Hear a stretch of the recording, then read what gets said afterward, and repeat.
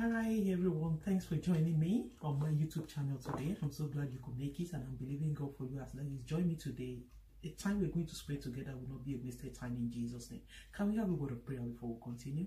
Heavenly Father, we thank you for giving us yet another wonderful opportunity to be able to encourage ourselves in the Lord and to be able to edify ourselves and to admonish and to carry each other along even as we journey through this world.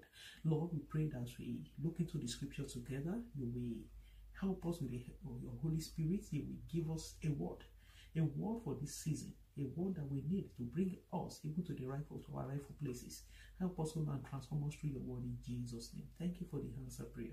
We rely upon your Holy Spirit in all that we will do. Be glorified in Jesus' name. For in Jesus' mighty name we pray. Amen and amen. Thank you very much once again. And the topic we shall be looking at today says, waiting upon the Lord. Waiting upon the Lord. Naturally, as human, we all know that we don't like to wait. You know, especially in our generation is called, a microwave generation. We do everything quick. We want the food to be ready quickly. We want everything we want to be done quickly. It's not as if there's anything wrong with that.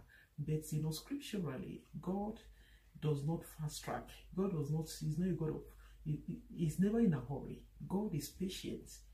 He has always been there before the war began, and he will be there even through all ages past. So God is never in a hurry. He's always patient with us. And because he is our God, because as many of us have been redeemed by the blood of the Lamb, that have given our life to Jesus, God wants his nature to be seen in us. God wants his attributes. He wants his character to be seen, to be revealed in us. That is when people can see us and know that truly we are children of God. And God, because he is a patient God, God also wants us to learn to be patient. That is when we say that we are waiting. It takes patience, and patience, like we know, is a virtue. It takes patience to be able to wait. Waiting is not an easy task. To be honest with ourselves, waiting is not easy. Waiting, when you hear word waiting, ordinarily people will think that when you're waiting, you are dormant. But waiting on its own is an act. It's an act. So waiting, many of us don't like waiting. And I have to be honest with you, even me in particular, I don't like waiting. But God has taken me through some journeys in my life. And even up to now, God is still taking me through some journeys. And he has taught me to wait, and he's still teaching me to wait. And I have a choice. Because like we know, God does not enforce anything on us as his children. It will give us the liberty to choose. Either you wait on me or you do things your own way. But I'm believing God for you and I that we will not take, laws into our own hands. We will not jump the queue, so to say. We will not run ahead of God. We will wait patiently on the Lord. And as we wait on the Lord, God will prove himself. He will take us through every stages he needs to take us through, so that at the end of the day, his glory will be revealed in our life, and his beauty, will be revealed in our lives in Jesus' name. That men will see us. They will see the finished product, and indeed they glorify God on our behalf. You can imagine a raw gold when it's raw. It's more or less, it's not relevant. It's not really useful. The usefulness of gold when it's still raw is limited compared to when it's being refined, when it's passed through fire. When it's passed through fire, when it's going through the fire, if the gold has its way, it will resist the goldsmith. It will resist that, oh, this fire is too much. But if the gold can endure and wait, at the end of the day, the finished product becomes something that the whole world wants to behold. They want to possess. People can do anything to possess gold. So that is what it means to wait. If you can wait on the Lord, God is always looking at the end result. That sometimes we are waiting. It's not as if it's easy for us, but God is looking at the end result. It wants his glory to be revealed in our lives. And I pray that God will help us. As we listen to this word today, you and I, as we listen together, as we edify one another in the word of the Lord, God will help us to wait.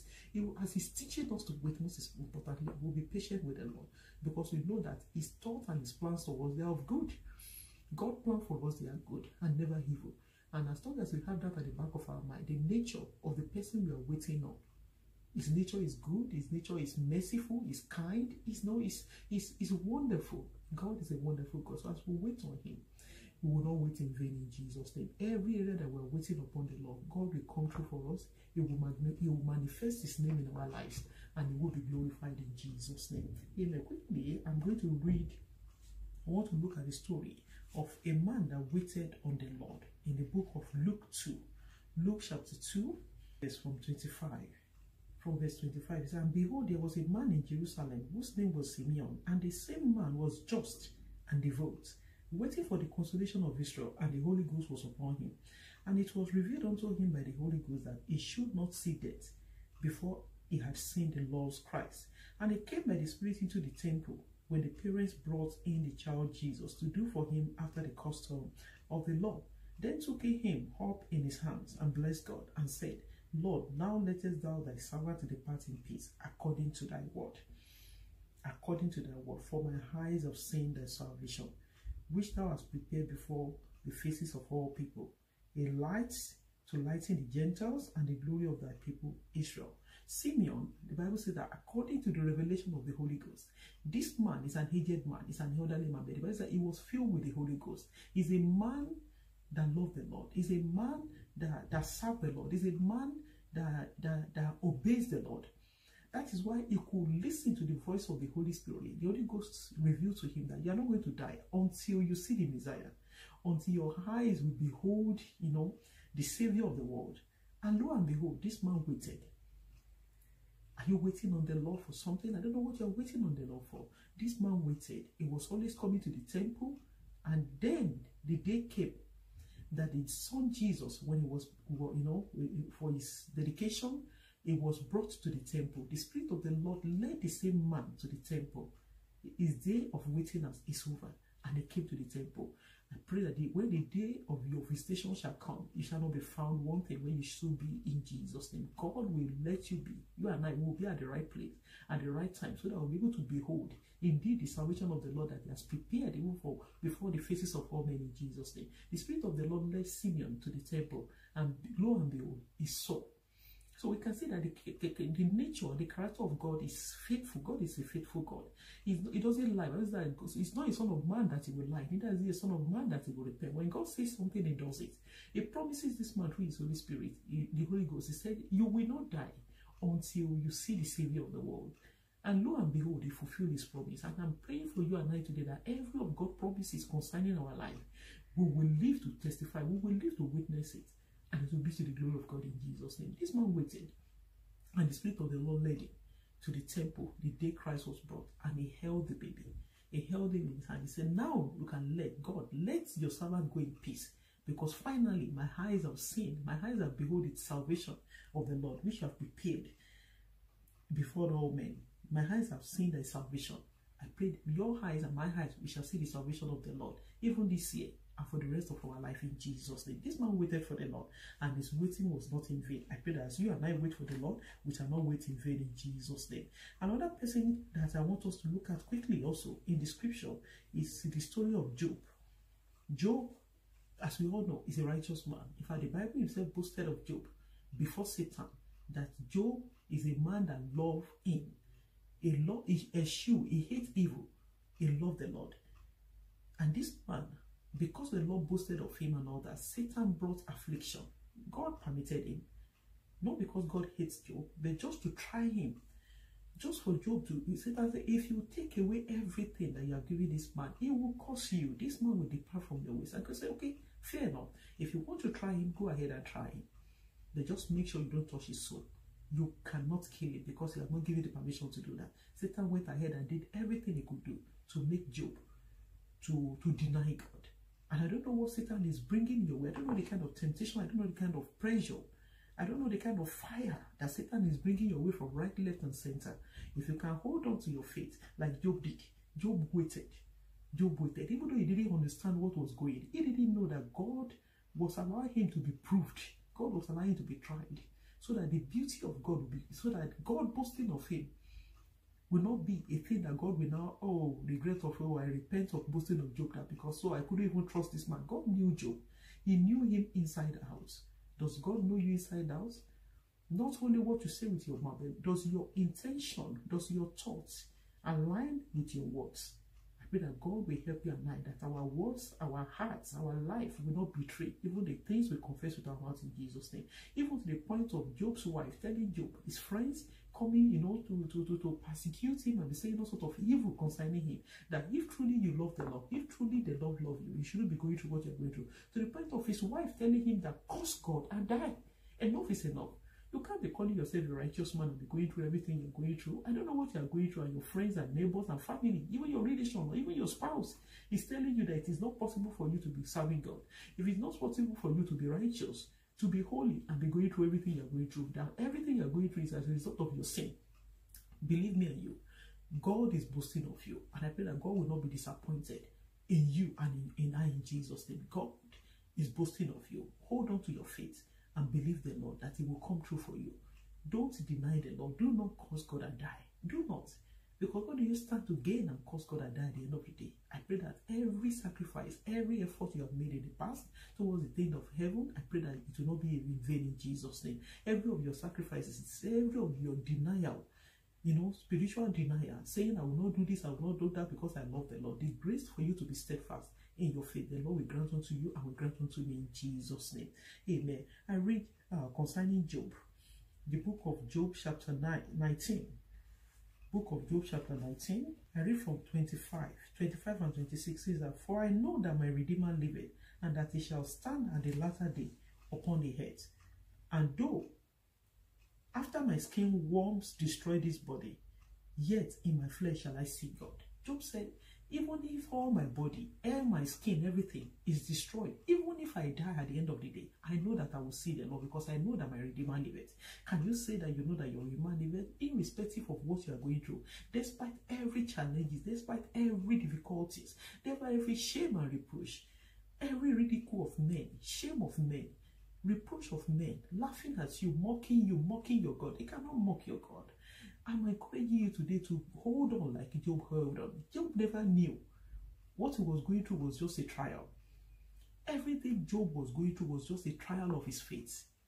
Beloved, you don't know whether what you're going through is just a trial of your faith. That job that you lost, God has a good plan for you. Because how can your losing a job glorify the name of God?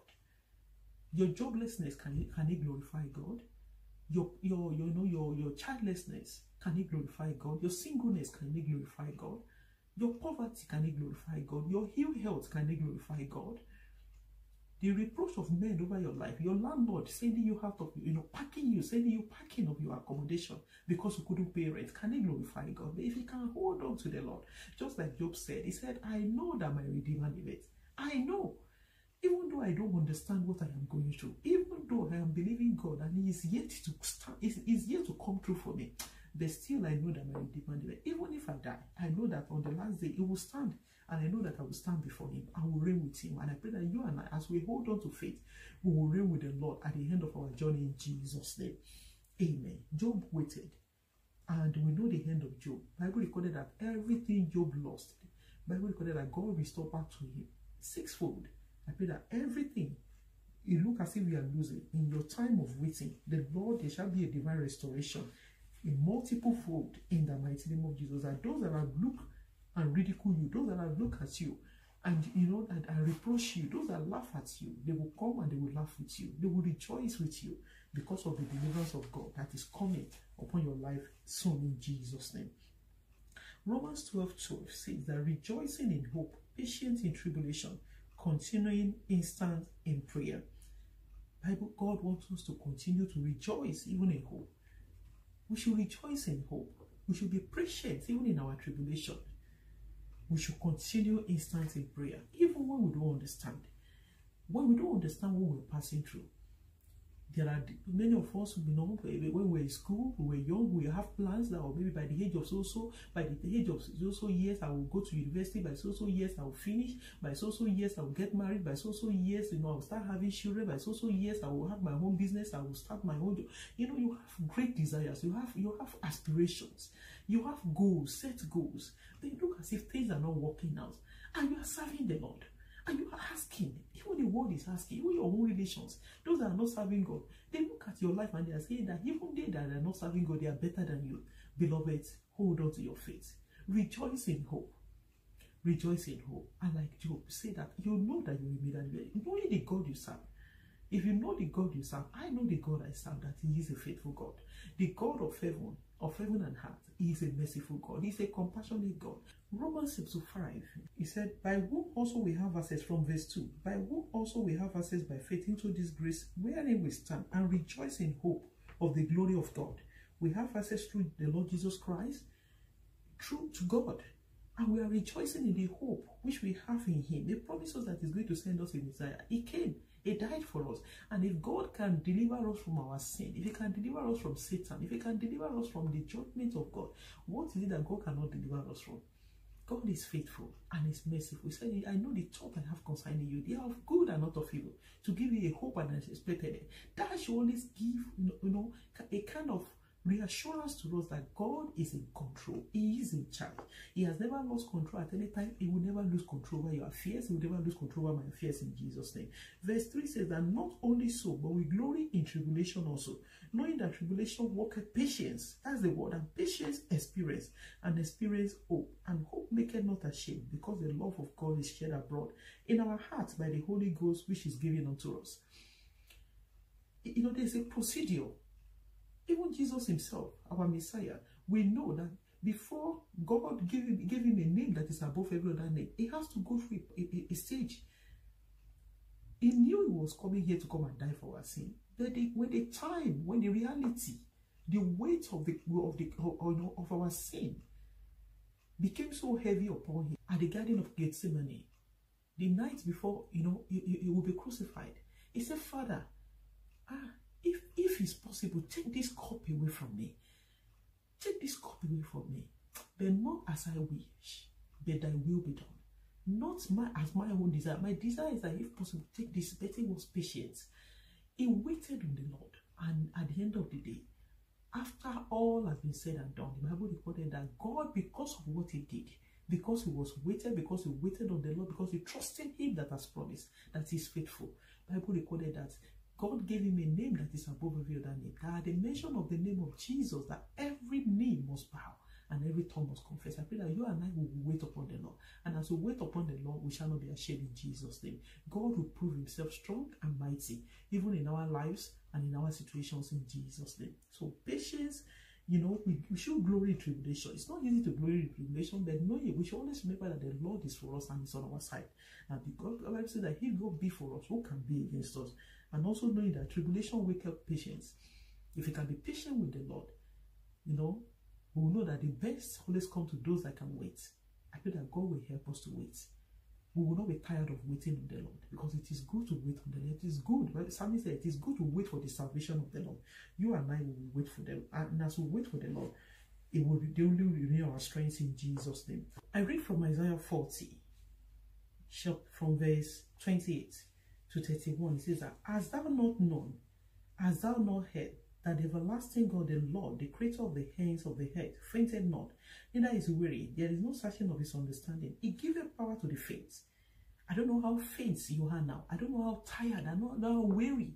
I don't know how exhausted you are in the process of waiting. But the Bible is reassuring you that God giveth power to the faint. God is reassuring you today that He's going to renew your strength as long as you can keep waiting. There are some times that we will be believing God for some things. And these are things that personally I've experienced in my own life. There are situations that feel so intense. It looks as if the world is crushing in upon one. The world is coming to an end. No, the world is not coming to an end. God might not bring about deliverance immediately, but He will give you the grace to wait. Because God is more interested in you than in what you're believing Him for. God is more interested in refining us to make us more like Him. God is trying to, many a times when He's asking us to wait, it's for our own good. He's trying to bring out the best out of us. Not just asking God, oh God, I want a job. God might be thinking, if I give you that job, there are some nature, there are some character, there are some attributes in you that will not make that job to last if I don't first prune and refine and change you and make you to be fit and ready for that job. You are believing God for your spouse, for your husband, for your wife, or for children. God knows that if I give you that thing now, you are not spiritually, mentally, physically ready and able to manage what you are asking me for. And because I love you more than what you're asking me for, God will help us to wait. And when we are waiting, it might look as if it's difficult. Definitely, like I said, waiting is not an easy thing. We all have to be honest about this. Nobody naturally loves to wait. But God teaches us to wait, so that at the end of the day, men will see us and see the glory of God in our life, so that our life will not betray our confession, so that our life will not betray the name of God that we are being called. I pray that our life will not frustrate, our life will not betray God in Jesus' name. Our life, will testify to the nature. Our life will testify to the glory of God that is at work in us in Jesus' name. Even the youth shall faint and be weary, and the young men shall utterly fall. But they that wait upon the Lord shall renew their strength. We that wait upon the Lord, the Bible is reassuring us that we shall renew our strength in Jesus' name. We shall mount up with wings like as eagles. We shall run and shall not be weary, and we shall walk and we shall not faint. We shall not faint in Jesus' name. We shall not be weary. In any area that you are weary, you are becoming weary. In any area that we are becoming weary and becoming faint, the Lord will renew our strength today by the power of the Holy Ghost. He will renew us. He will re-energize us. He will revitalize us. He will re-empower us. And He will give us the strength to continue to wait until He brings the deliverance that our heart is longing for in Jesus' name. The Bible says that the vision is for an appointed time. He said, though it tarries, said we should wait for it. It will speak. At its own set time, this vision will speak. Everything, every vision, every desire, every longing, every need, every yearning of our hearts is for an appointed time. And because God is faithful, His eyes are upon us, He is watching us, and at the set time, at the appointed time, it will come true for us, and His name will be glorified, even in our lives, in Jesus' name. Amen. I read from James 1, verse 4. James 1, verse 4, he said, but let patience have a perfect work, that ye may be perfect and entire, wanting nothing. So the word is coming again. Waiting, you cannot wait if you are not patient. It takes a patient person to wait. It takes patience to be able to wait. If you lack patience, you can never wait. It's not possible. You can make effort to wait, but you will see yourself jumping out of the queue. You will see yourself trying to help God in the process of waiting. That's why a lot of people, they have run out of the will of God for their life. They have tampered with their destiny because they've run out of patience. I pray that you will not run out of patience, and I will not run out of patience in Jesus' name. There are some period of time in my life, years ago, I had great desire. I have great need. And because the devil will make it to look as if that need is not met at that time, that there and then, in fact, there will be trouble. Nothing will happen. The only thing I realize is that the more we try to help God, the more we complicate matter. We make things worse. Something we could have waited for maybe like 1 day or 2 days. By the time we try to help God, we complicate matter. At the end of the day, we'll run back to God. What we're supposed to wait for 1 day or 2 days, it can ending up like 2 months or 2 years. I think that will not be your testimony. I've learned my lessons, and God is still teaching me to wait. So God is not forcing me to wait, but He's teaching me to wait. And I've learned to humble myself before God. And I pray that you and I will learn to humble ourselves. And we remember our father of faith, Father Abraham. When God gave him a promise, this is an old man at the age of 90, that you are going to have a child. At the age of that age, you are still going to have a child. Though medically, that is not possible. But got to a point, the promise is not being fulfilled according to the expectation of man. The wife decided to help God and suggested, why not let's try our housemaid? It can help us. And during their time, though, it's lawful during their time. What we call surrogates, they call it surrogate mother or whatever, that somebody else will help them to carry their baby, somebody will get a pregnancy based on agreement. Sarah suggested to Father Abraham that, yeah, let's approach Hagar. She's our maid, so that she can conceive. At least she will help us to bear the child, because maybe God got it wrong this time. Considering my age, my body and everything, I don't think there's any chance for me to conceive. And we know the end of it. Truly, Hagar got pregnant. Everything led to one disaster or the other, that even Hagar had to be sent out of the family. It gave birth to Ishmael, and that is part of the problem we are having today. And God said, no, Ishmael, I will bless him too. But the child I'm talking about, the child of promise, is going to be Isaac, and he's coming through that same Sarah that doubted me. So if they have waited for the Lord, they wouldn't have tried to help God. They wouldn't have, gone outside of the will of God for their life. I pray that you and I will not go outside of the will of God for our life in Jesus' name. We will wait on the Lord. And as we wait on the Lord will renew our strength as we wait in Jesus' name.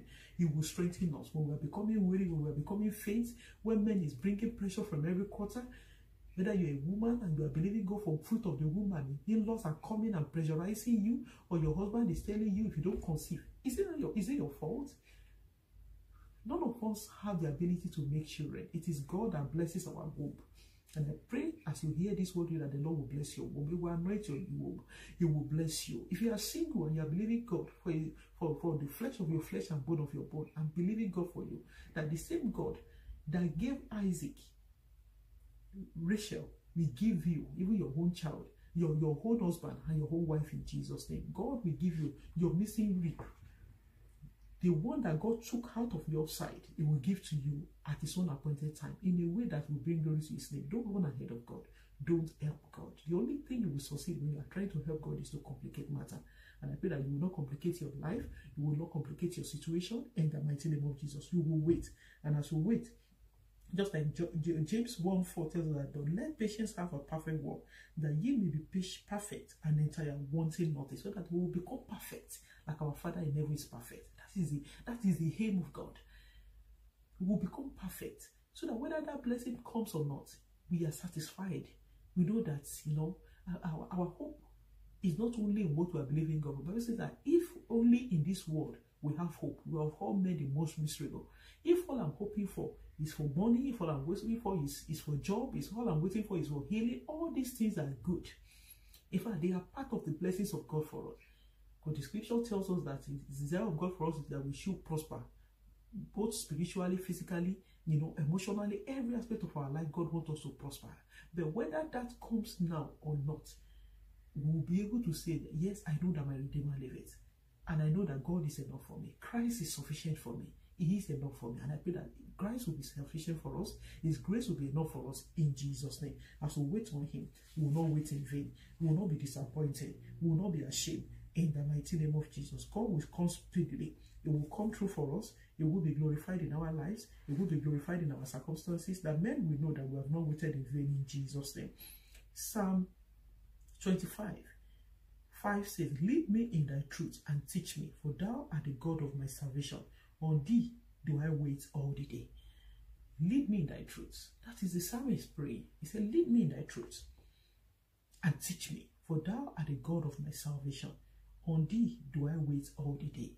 Can you say the same thing like the psalmist, that it is only on thee I'm waiting? Or as you are waiting on the Lord, you are still waiting on one Baba somewhere. You are still waiting on one ritualist or one prophetess somewhere. That doesn't mean that we don't, we don't seek the face of God through servants of God, sincere servants of God, because we know that there are wolves, among the sheep. We know that there's no doubt about that. But it is better for us to wait for the salvation of the Lord. When God promises, it will surely come to pass. But it's that a day in the sight of God is like 1,000 years, and 1,000 years in the sight of God is like a day. So when God says, I will bless you tomorrow, that does not mean literally that the blessing will come tomorrow, because tomorrow in the sight of God, God does not work according to human calendar. We should get that right. When God says, I will bless you, I will bless you. He will do it in His own set time, in His appointed time, that His name will be glorified in Jesus' name. And I pray for you and I that every of God's promises, every of His plans and purpose for our life will surely come to pass in the mighty name of Jesus. Faithful is He that has promised. He will surely bring it to pass, because He cannot lie. Those are the characters and the nature of God that we can bank on, because we know that God can never lie. God is too good. He's too faithful. He's too righteous to lie. Why does God have to lie for you, to you and I? Why? God is not afraid of man. He will never lie. And over you, your life, over your situation and circumstances, over my life and my situation and circumstances, the Lord will not lie. He will come true for us. He will bless us. He will do what He has promised to do in our life. And our life will never remain the same again in Jesus. And in those areas that look as if, God, if you don't come true, say it to the Lord. Remind Him of His promises. Remind Him of His promises. And sons look unto the faces of their daughters, of their fathers, and they are not ashamed. And daughters look unto the faces of their mothers and are not ashamed. As we look unto his face, we shall not be ashamed in Jesus' name. For our shame, he will give us double honor. For our ashes, he will give us beauty, according to his promise in Jesus' name. Amen. I read from Lamentations, the book of Lamentations, chapter 3, verse 26. Lamentation 3:26 says, "It is good that a man should both hope and quietly wait for the salvation of the Lord." It is good that a man, a woman, you and I will quietly wait and we hope for the salvation of the Lord. Because it is better for us to wait for God than to wait on man. If we wait on man, man can fail. Man has the tendency to fail, not because he desires to fail, not because he wants to fail you. The man fails because man is limited in scope, man is limited in resources, man is limited, in a lot of things. Because the man you are waiting on is also waiting on the Lord for some things. Man can say, come tomorrow. If I tell you come tomorrow, I will bless you, I will do something for you. Maybe me too, I'm banking on the fact that I'm waiting also on something. What if that thing I'm waiting for does not come forth or does not come true? Then you come and I disappoint you and you feel, I can never trust that sister again. No, you can trust me. It's just because I am limited in scope, I'm limited in resources. But because God is the God of heaven and earth, Bible says that heaven and earth belongs to him. He made the heaven and earth out of nothing. So there is nothing you and I need that God does not have. He has the whole world in his hand. So there is nothing you are believing God for God that God cannot do.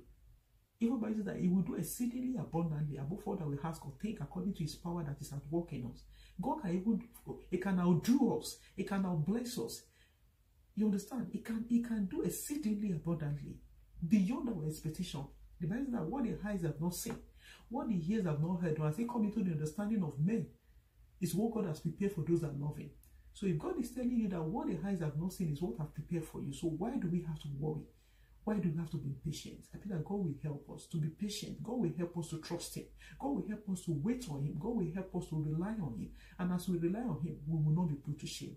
In the mighty name of Jesus. Don't worry about those that are laughing at you. They will come and rejoice with you. They will come and celebrate the goodness of the Lord in your life. They will come and thank the Lord on your behalf that truly you are serving a living God. And I pray that will be your testimony, even in this year, in the mighty name of Jesus, because the Lord will do wonders. It will do. It's a year. It's a new year. It's a year of clear vision. And every of God's vision and plan and purpose for your life will manifest, even starting from this month of February. And it will be to the glory of his name in Jesus. Remember, your shame cannot glorify God. Your barrenness cannot glorify God. Your singleness cannot glorify God. Your ill health, your sickness cannot glorify God. Your pain cannot glorify God. People mocking you, or mockery, reproach of men cannot bring glory to the name of God. So if those things cannot glorify God, then God will do that which will glorify him in your life, even starting from this moment, in Jesus' name. Amen. I read from Isaiah 33, verse 2. It says, O Lord, be gracious unto us. We have waited for thee. Be thou their harm every morning, our salvation unto the time of trouble.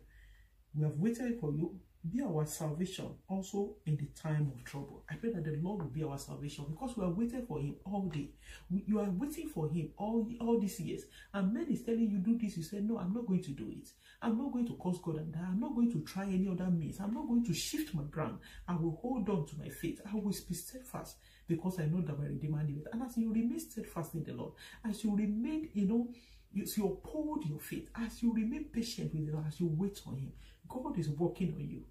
What you are believing God for, it does not cost him anything to release it to you now, even now as we are praying. But the most important is that God is more interested in you than what is you are trusting him for. Remember the story of Father Abraham and Lazarus. Lazarus, the poor man, the beggar. The Bible says that this man, he was poor here on this earth. But when he died, that means poverty cannot stop you from making heaven. It is not the desire of God for you to be poor. Mind you, I'm not praying to be poor, because I've tasted poverty in my life. I have tasted poverty. If poverty were to be food, cook it, give it to the best chef in the world. It can never be tasted. Poverty can never taste good. Poverty is horrible. It is bad. It's a curse that should never be entertained in the life of anyone. But peradventure, somebody is poor and you're a believer and he died in poverty, and he makes heaven. Is it not better than for the person to do everything outside of the will of God, to become rich, to help God, and he still dies anyway and go to hell. I pray that will not be our portion in Jesus' name. But that's the story of Lazarus. You know, Lazarus and the rich man. The rich man was here. He enjoyed everything on this part of the world. He enjoyed everything, the affluence, the riches, the fame, everything, the comfort. But at the end of the day, he ended up in hell. That is not to say that every rich people will go to hell. No. But the point is that it is better for us that whether we are poor, whether we are rich, whether we are sound in health, or whether we are in any situation, to remain on the Lord's side. Just like Job said, I will not curse God. Even his wife, he will not listen to the voice of his wife. He said, I'm not going to curse God, and I would rather stay and abide in the Lord. And it paid off for him at the end of the day, because the Lord came through for him. The Lord will come through for you. The Lord will come through for me. The Lord will manifest his power and his glory in our lives and in our situation and circumstances. In Jesus' name, it will be glorified in our life. It will not, our waiting, as those that wait upon the Lord, they cannot be put to shame. As we wait upon the Lord, as we trust in him, we shall not be ashamed in Jesus' name. God will turn our mourning into dancing. That is that weeping may endure for a night, but joy cometh in the morning. As we wait in the Lord, not shifting ground, not waiting on the Lord today and trying other means tomorrow. Somebody is suggesting to you, why not try the other? You know, if there's nothing wrong with it, even you're waiting on the Lord, what has it fetched you? It is better for you to wait on the Lord and remain steadfast, so that when your miracle shall come, you will not be found wanting. When your miracle, your day of visitation come from the Lord, you will not be found missing in the house of the Lord. You will not be found missing in the presence of the Lord. You will remain in the presence of the Lord all the days of your life in Jesus' name. And if you're watching me this afternoon or this day, and you're saying, I want to wait on the Lord, but I'm not born again. I don't even have the strength to wait. I'm so tired of life. If maybe at this time, as you're watching me, you are even at the verge of giving up, you know, throwing in the towel, committing suicide, or killing yourself, and be saying, I've waited, and somebody told me to wait, and I wait. You cannot wait on your own strength. It's not by power nor by might, but by the Spirit of the Lord. If you will like, let's pray together. Give your life to Jesus. Let Jesus come into your life. That is the greatest deliverance. That is the greatest blessing you can receive from the Lord. Salvation of your soul. If he has blessed, if your soul is saved, then God can save you from any other thing. There is no challenges. There is no situation in this life that God cannot save you from. And as you commit your life to the hand of God, he will deliver you, he will save you, and he will be glorified in your life in Jesus' name. Close your eyes together. Let us have this short prayer together. Heavenly Father, thank you for dying for my sin. Thank you for being the owner of my soul. I acknowledge that I'm a sinner. Come into my life, forgive me of my sins, purge me of all my unrighteousness, and give me the strength to sin no more. I want to live for you. Let me begin to live under the influence of your Spirit, starting from this moment onward, so that I will sin no more. That sin will no longer reign over my body and over my spirit and soul in Jesus' name. Thank you for the answered prayer. For in Jesus' mighty name we pray. You have just given your life to Jesus. I thank God for your life. Find yourself a Bible-believing church as the Spirit of the Lord lead you.